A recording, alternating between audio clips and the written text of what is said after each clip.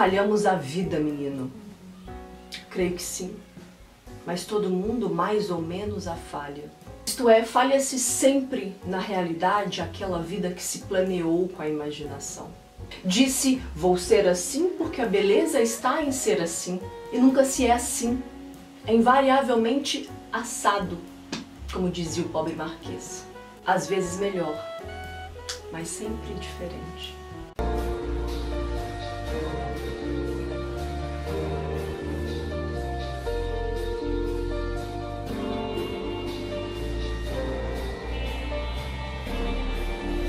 Ai, como falhamos! Falhamos incontáveis vezes na vida. Eu adoro o trecho que eu usei para fazer a abertura do vídeo, um trecho retirado desta obra-prima chamada Os Maias, publicada em 1888, que demorou 10 anos para ser escrita pelo Eça de Queiroz, que é considerado o maior romancista português do século XIX.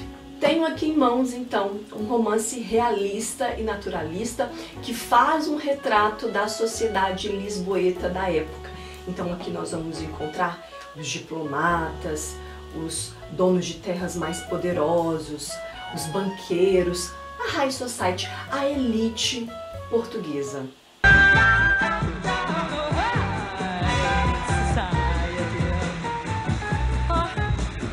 Gente fina é outra coisa, entendeu? É impossível falar de Os Maias sem fazer pelo menos uma breve contextualização histórica de Portugal.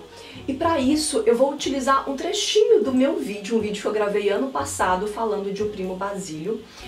Vou usar o trecho em que eu falo um pouquinho da biografia do Eça de Queiroz e um trecho em que eu falo da época. Faço essa contextualização e já eu volto pra gente continuar conversando. Eça de Queiroz, um escritor português que nasceu em 1845, faleceu em 1900. Ele teve um pai brasileiro e uma mãe portuguesa que só se casaram 4 anos depois do Eça ter nascido, e esse fato acabou contribuindo para que o ocultassem por muito tempo. O Eça passou a sua infância e sua adolescência longe da família e ele acabou sendo criado pelos avós paternos. Estudou em um colégio interno na cidade do Porto. Em 1861 ele vai então para a Universidade de Coimbra e em 1866 ele se forma então em Direito. Ele exerceu advocacia e jornalismo em Lisboa. Mais adiante ele ingressa na carreira diplomática e é nomeado cônsul. Bom, então vamos agora pensar um pouquinho na formação do Eça de Queiroz enquanto escritor. A primeira obra do Eça publicada foi O Mistério da Estrada de Sintra, publicada em 1870. Mas a primeira grande obra do autor foi O Crime do Padre Amaro, publicado em 1875, que inclusive foi o marco da literatura realista em Portugal. Considerado o melhor romance realista português do século XIX. Ele foi o único escritor português que realmente conquistou fama internacional na época. E ele foi duramente criticado por tecer críticas ao clero e à pátria. E essas críticas a gente consegue inclusive enxergar aqui, no Primo Basílio. O Eça pertenceu à chamada geração de 70, constituída por escritores que lutavam para combater a antiga escola, que era o romantismo, e eles queriam instaurar as ideias realistas em Portugal. Então, a partir de 1870, eles propunham uma literatura de crítica social e de denúncia ao atraso lusitano. O Primo Basílio foi a 4ª publicação do autor. E é importante pensar que no ano de publicação era uma época que Portugal vivia um período de revisionismo histórico. E esse momento ele consistia em uma busca de uma compreensão da distância que separava Portugal de uma Europa que estava à frente, civilizada e desenvolvida. Então essas informações, esse contexto histórico e essas informações acerca dessa transição de romantismo para realismo, naturalismo, elas fazem toda a diferença para compreender essa obra aqui. O Primo Basílio foi escrito em um momento de transição literária, de transição histórica. Então, alguns traços eles são muito marcantes, como por exemplo, a crítica social, a exploração da sexualidade, a tendência à construção de personagens marcados pela baixeza de caráter, a narrativa irônica, as referências pouco elogiosas à moral, aos costumes, a religião. Sim, eu sei que eu estou bem diferente, mudanças físicas internas aconteceram, vocês perceberam bem as físicas, mas por que eu achei importante colocar esse trecho? Porque eu acredito que para que a gente realmente possa mergulhar e compreender com um pouquinho mais de clareza determinada obra, quando eu tenho conhecimento da história do autor, quando eu tenho conhecimento da época, eu acho que as peças se encaixam e a gente consegue de fato compreender um pouco da mensagem e do que o autor queria fazer ou talvez denunciar com a sua obra. E a gente vai ver que isso acontece bastante aqui. A crítica divide a obra do Eça de Queiroz em 3 fases.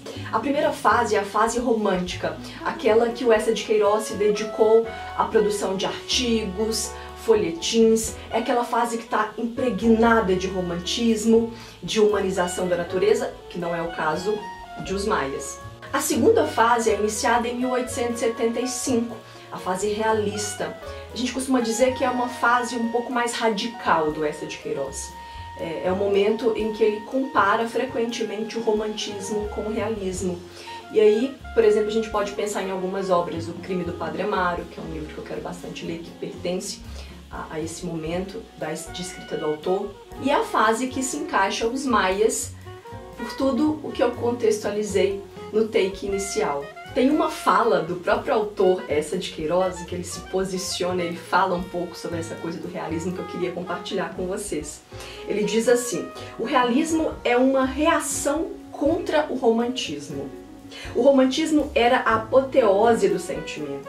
O realismo é a anatomia do caráter. É a crítica do homem. É a arte que nos pinta a nossos próprios olhos, para condenar o que houve de mal na nossa sociedade. Realismo é crítica, e crítica é a palavra que define perfeitamente esta obra do Eça de Queiroz. Então ele critica o falso moralismo daquela sociedade e também a futilidade. E a terceira fase das obras do Eça de Queiroz, só para poder fechar esse raciocínio, é a fase social nacionalista, que também é chamada de pós-realista. Basicamente é o momento em que o Eça recebe muita influência do simbolismo, então ele já está um pouco mais mergulhado e ele cede espaço para uma meditação filosófica. Janaína, por que você está falando dessas 3 fases antes de falar do livro propriamente dito? Porque eu acho fantástico observar que o Eça de Queiroz, ele transita em 3 fases diferentes, sabe? Então a produção literária dele é muito rica, porque ele se permite transitar pelo romantismo, pelo realismo-naturalismo, depois pelo pós-realismo, e ele recebendo influência do simbolismo. Então eu acho isso fantástico, e eu acredito que isso é só mais uma prova de que o Eça foi um gênio da literatura, sim. Não é qualquer pessoa, qualquer escritor que transita da forma que ele faz e que se permite mergulhar em realidades e em observações e em análises tão distintas. Então vamos falar do livro, porque eu sei que vocês estão curiosos. O livro ele tem como enredo as 3 gerações da família dos Maias. Então aí nós temos Afonso, Pedro e Carlos, sendo respectivamente avô, filho e neto. E aqui nós temos um romance de formação dessa família. Os Maias é uma família abastada, de muitas propriedades, então ela ocupa um lugar privilegiado, de privilégio na sociedade lisboeta. Então o cenário aqui é a cidade de Lisboa, final do século XIX, a gente tem uma sociedade burguesa em decadência, em meio ao momento de transição, e aí o take que eu usei no início do vídeo também ilustra bastante isso. E aí, só para falar rapidamente, o Afonso, que é o avô, é um homem carismático, é um homem caridoso. Eu gostei demais desse personagem, sabe? Ele cria, ele educa o neto, ele é um homem forte. Inclusive, eu queria muito que ele tivesse sido mais abordado, porque aqui nós temos como foco a 3ª geração, que é a geração do Carlos, que é o neto. Então a gente conhece muito rapidamente o Afonso, ele não aparece muito na história, Depois a gente conhece o Pedro, que já é um personagem muito frágil, muito sensível, diferente aí do pai. Inclusive é interessante a gente acompanhar como que o Essa ali constrói os personagens e essas nuances deles. O Pedro é muito instável emocionalmente e essa característica é muito marcante ao longo da narrativa. O Carlos é inteligente, elegante, civilizado, inclusive ele acaba de se formar em medicina, ele volta para Portugal para se mudar para Lisboa, porque ele tem a intenção de exercer a profissão. É interessante ter colocado o Carlos aqui estudando medicina, porque na época a medicina não estava em alta, inclusive as pessoas meio que olhavam feio para a época, para esse período aí, final do século XIX, o que estava em alta era o direito. Então já temos uma quebra aí de expectativa, tendo em vista que era uma família abastada. Bom, vocês viram que eu disse que o Carlos foi criado pelo avô. Por que ele não foi criado pelo pai? Não vou falar, porque eu acho também que é uma passagem interessante saber o que sucedeu com o pai. O pai já não era mais vivo, então acho que dito que isso não seja um spoiler, mas o mais interessante é saber qual que foi a relação que o pai teve, inclusive com a esposa, com a mãe do Carlos, que também, né, não está ali mais. E já fica aí uma pulguinha atrás da orelha de vocês para lerem. E aqui a gente acompanha as festas, os eventos, os amigos, tudo que permeia essa família e essa sociedade que sim, vive de aparências. E aí a gente vê de um lado pessoas ostentando poder e do outro lado o adultério, que também é um tema que aparece muito forte.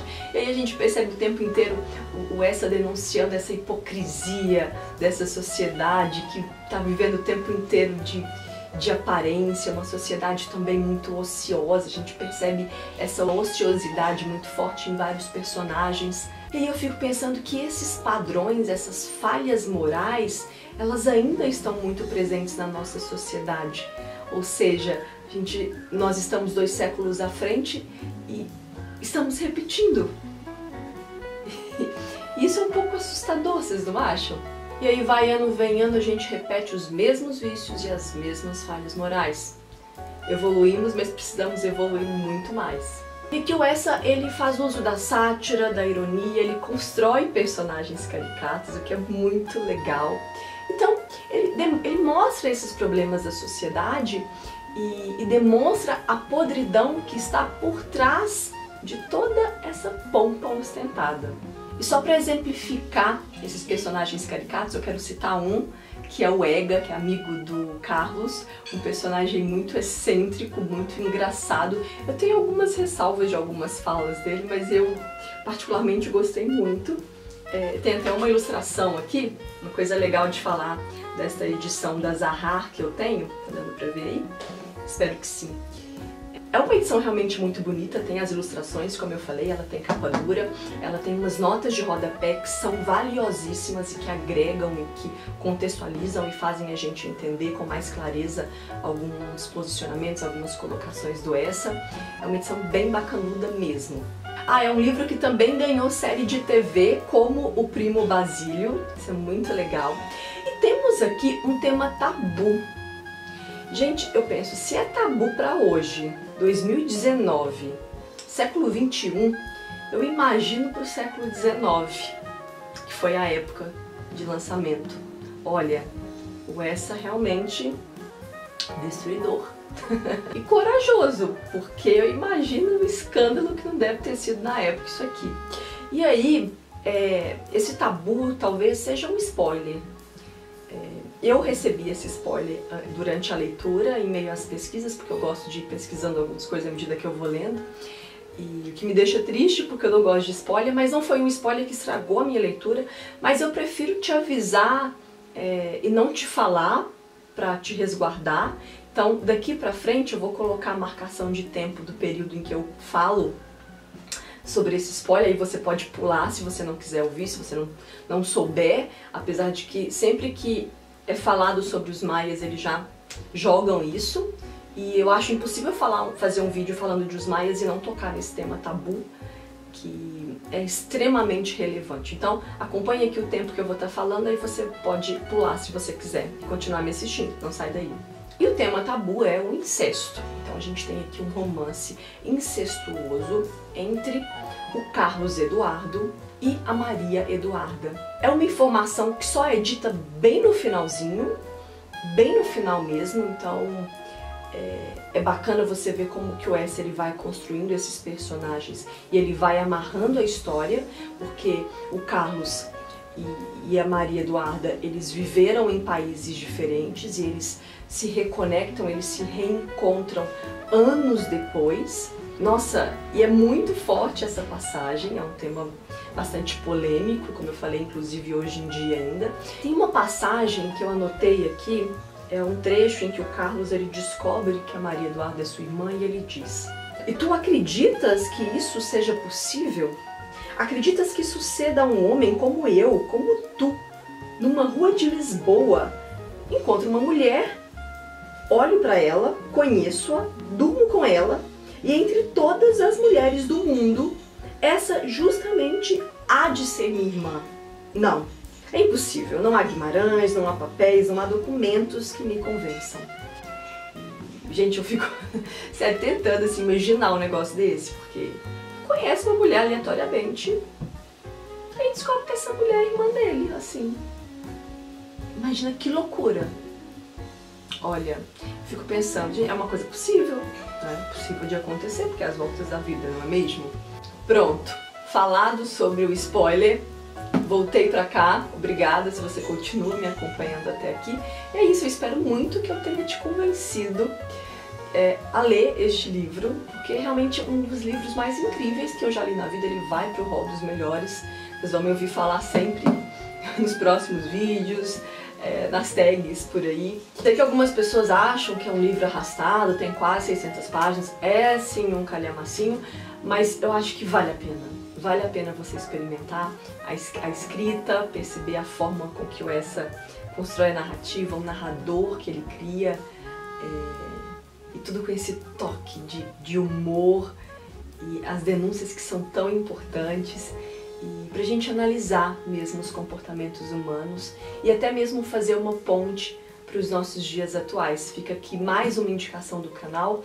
Se você gostou, se você gosta de resenha, não esquece de clicar em gostei, porque aí já é um termômetro para eu continuar fazendo, porque eu sei que você gosta. Lembrando que você pode comprar este livrito na Amazon. Quando eu dei uma olhada não tinha mais essa edição bonitona, tem uma outra bonitona também. Eu vou deixar a edição que tiver disponível aqui no box de informação. E vou deixar também o link de compra do Primo Basílio, que são os 2 livros que eu já li, que eu já resenhei, que você pode assistir. Se você se interessar, você pode comprar algum dos 2. E lembrando que quando você compra usando o nosso link, você ajuda o canal com uma pequena comissão sem pagar e gastar nada mais por isso. Eu agradeço muito todo mundo que se lembra de usar os meus links. Você pode também se tornar padrinho do canal a partir de R$1 por mês. Eu quero muito agradecer as pessoas que acreditam, que confiam no meu trabalho, que estão me apoiando. Se você também quiser ser um apoiador, eu vou deixar o link do Padrim aqui embaixo para você ver como que funciona. É super simples e faz total diferença para esta booktubera que vos fala. Não se esquece de comentar, de curtir, de compartilhar com as pessoas que gostam de ler ou que você quer incentivar a leitura, que você acha que ia gostar. E assim a gente vai aumentando a nossa rede de leitores. Você pode também me seguir nas redes sociais, eu sou Nina e Suas Letras lá no Instagram, estou bastante presente. É isso. A gente se vê no próximo vídeo. Um beijo e até lá. Tchau!